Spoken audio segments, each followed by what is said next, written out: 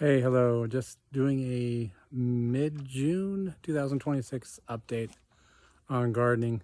This year has been a little trouble, similar to last year with the late frosts and yeah, we lost all the peach blossoms in this area, and also plum blossoms. And several of the flowering bushes were affected with the late frost. It was down to 23 degrees. Anyway, let me flip this thing around here. There may have been advantages to the late frost scenario because we've noticed, I've noticed less bug pressure. You can see these eggplant I pulled out of the greenhouse when it started getting to be 80, 90 degrees outside.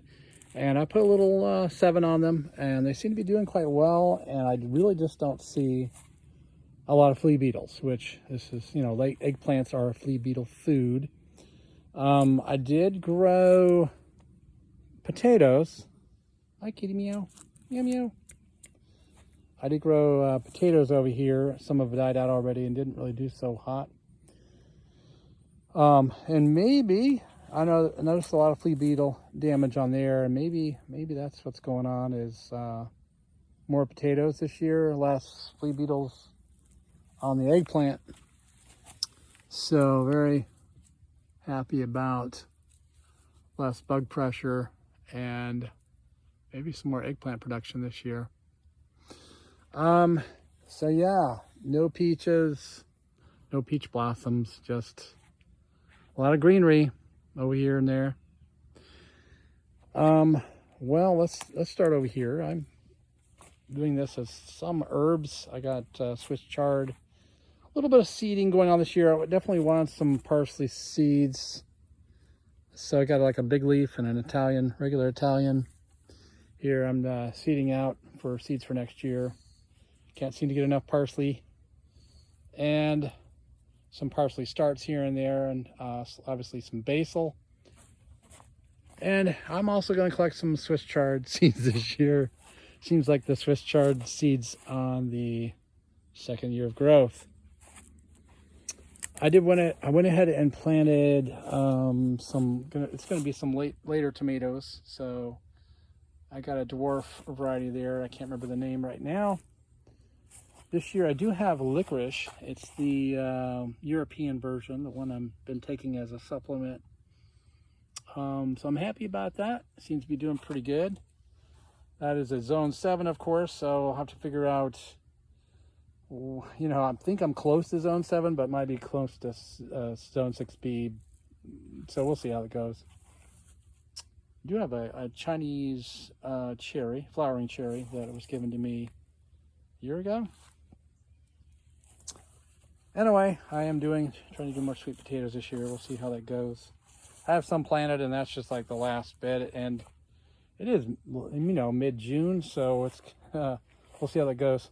Hey, just for fun, I put in some dried goji berries, and I have them sprouting up. I just planted the whole berry in here. Obviously, one's a weed, and those little guys are little goji berries. I did it early on, and it was in with the lettuce. I saw that it sprouted, and I thought, okay, so maybe I can get some goji berries out of it, and I'll read more about them as we get closer to fall, see where I want to put them. This year for my dwarf tomato bed, I have Bush Champion 2, supposedly. And it's a plant height of about 3 feet, and these are, I don't know, I want to say they're 4 feet in climbing. And they were in my greenhouse a little longer, so they're definitely very leggy. I just kind of shocked that they're still going, and I wonder if, in fact, these are not Bush Champion 2 tomatoes. And so we'll figure it out as we ripen up and see what we have. The blight has not been too bad this year. I got it creeping in here and there, but it's not excessive. That's good. I did put in a bed of cherry tomatoes. Probably more chocolate pear than anything. The sun sugars have not been doing well. This is that one sun sugar that started off without a main leader in the growth, and it's just got two starts from down below. The main leader just turned into like a leaf, and it did not keep going. So the sun sugars, I saved half the seeds, so I'll definitely do them again next year. We'll see what they give. Kind of weird. Anyway, some varieties of cherry tomatoes. I always appreciate cherries. I did do squash. I got quite a messy garden. I'm kind of like a very disorganized, and I'm focused on water and bug pressure more than I am picking up after myself, and more than mowing and trimming and keeping this place looking nice. Try not to water between the beds, and so you can see it's like dry and yeah, and a bunch of weeds. So I planted in this first bed here some of the bigger tomatoes like Virginia Sweets and several other different varieties, pineapple, and I can't remember all the names, but it was in my last greenhouse update, I think. I had all the varieties.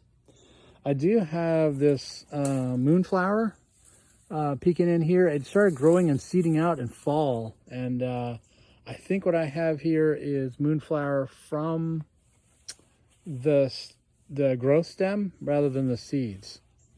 We're going to work on feeding that here in a little bit. Gladiolas are still around. Some seem to be spreading, some not coming in. And the black-eyed Susans, I got 1, 2, maybe 3 plants in here. They used to be pretty crowded out.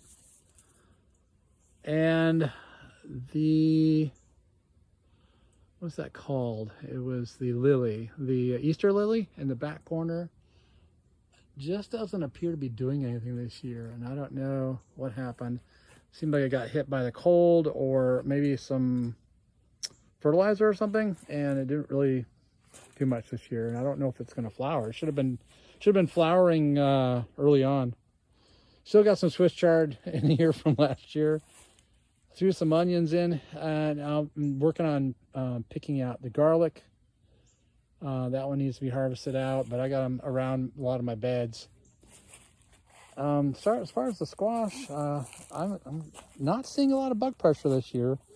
I've been picking out a few squash, been picking off some of the eggs, but with a late frost, maybe we're just seeing a reduction in squash bugs. I really don't know, but it seems like less. It seems like the bug pressure is less. It's been a weird year as far as the late cold in May, keeping things in my greenhouse, and things getting a little leggy as far as plants.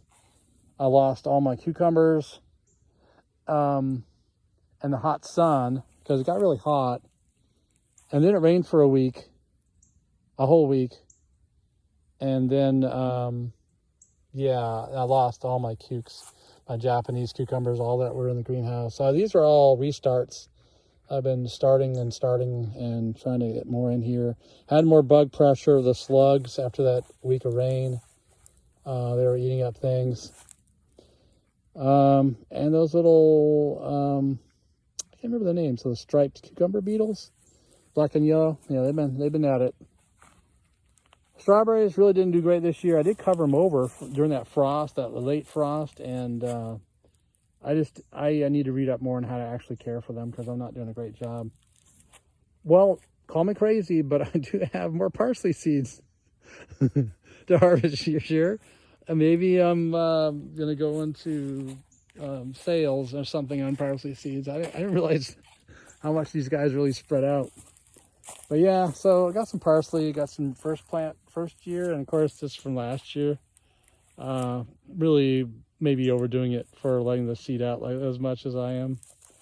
And I kind of planted squash here and there and everywhere this year.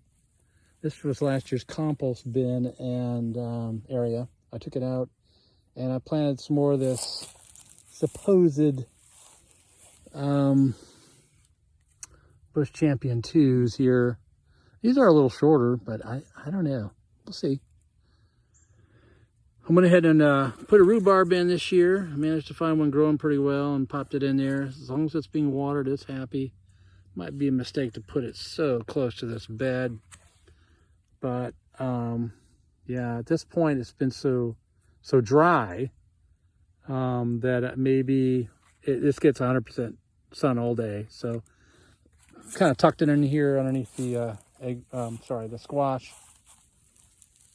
I have some more tomatoes to plant from my daughter. A lot of them snapped off for some reason, so she rooted them up and ready to throw them in. I'll probably throw in a couple here. Have some room. This is Bella Rosa tomatoes. It doesn't seem like a real robust year this year for tomatoes. Maybe it's just my expectations are greater by mid-June that I should just be having green tomatoes everywhere, and that I should be picking them in July. It just seems later. And last year I did get in everything in early, like a month early. So yeah, maybe my expectations are a little off. I will say these squash plants, they look good, but they're not like giant monster squash like I thought. And the soil may be problematic. I've been fertilizing with the Alaskan fish fertilizer. It's like a 511 organic. And another kelp one, which is, I think, high in potash. I don't remember. Anyway, been going out fertilizing. This is the second time fertilizing. And I got these, sweet potatoes going. We've had some cool temperatures, like 52 in the morning, which was surprising. Tonight we're back to 68 at night, so a little heavy growth going on maybe as the nighttime temperatures warm up. And this year, you can see I got onions going. I got those Utah sweet Spanish. I don't remember all the names. And then I also am growing some leeks. The problem is the bed's been a little drier than I would like. So we'll get some rain tomorrow. We're kind of back here to the potato bed and the garlic I'll be harvesting out here. And I managed to get a couple there asparagus coming in. I think I threw some seeds around last year. So I'll be definitely pulling these out. I have 3 I'll be pulling out and adding to my asparagus bed. Well, which is really just a row of asparagus, but I'm going to keep working on it. The kale, I've been fertilizing. I think it likes a little bit of nitrogen. I may have overdone it. I got this, I don't know, burn blight, maybe over for fertilization. I also got a little bit of blight coming in. I'm thinking I put kale in this bed maybe 2 or 3 years ago, so I get a lot of shade here because of the peach trees. So I don't know. Seems like these are slow growing and getting eaten up by slugs because they got that shade. And the pill bugs, always at war with those guys. But this is the blue curled kale. And I got some Siberian dwarfs growing back there, and they're a little late addition. I had to pop those in because I had my blue curl eaten up by pill bugs and slugs. So I started these actually without hay hay in between them, and they still got eaten up. And then after they got a little bit bigger, I went ahead and added the hay, and they seem to survive pill bug damage more, and I don't have to water as much. They don't get dried out as much. So it's been a good year, but maybe I don't see a lot of growth like I'd like to, but maybe my expectations are greater than they should be. Anyway, I think this will do for a mid-June update. I did have some, what do you call these? Persimmons. Yeah, shipped to me. Ichi Kikai Jiro persimmon tree. I can't remember the name of the company I got these from, but they sent me dead sticks. I borrowed some soil out of here because this, this was April. Yeah, April. I had these in the greenhouse in pots, kept them good temperature, watered, good soil. Never came around. I can't remember the name of this company. I think it was Chestnut Hill or something like that. I'll have to look it up.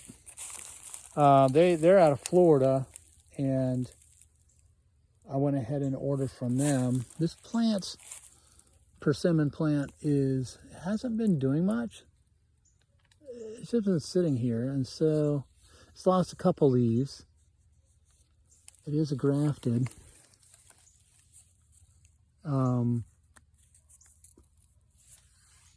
But anyway, it should be hopefully doing the root growth at this point.